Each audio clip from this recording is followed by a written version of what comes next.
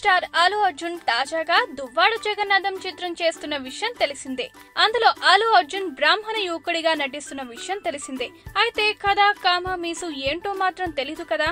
ఇంతకీ ఆ కథ ఏంటో తెలుసా? ఎక్కడి నేపథ్యంలో తెలుసా?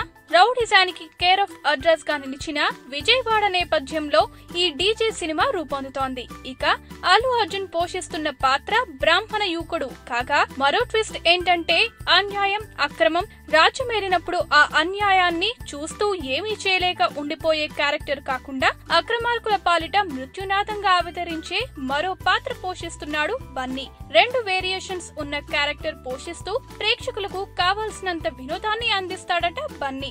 హరిశంకర్ దర్శకత్వంలో దిల్ రాజు నిర్మిస్తున్న ఈ చిత్రంలో బన్నీ సరసన పూజా హెగ్డే నటిస్తోంది.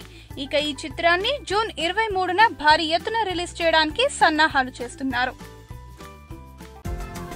ఈ వీడియో గనుక మీకు నచ్చినట్టయితే లైక్ చేయండి, షేర్ చేయండి, సబ్స్క్రైబ్ చేసుకోండి.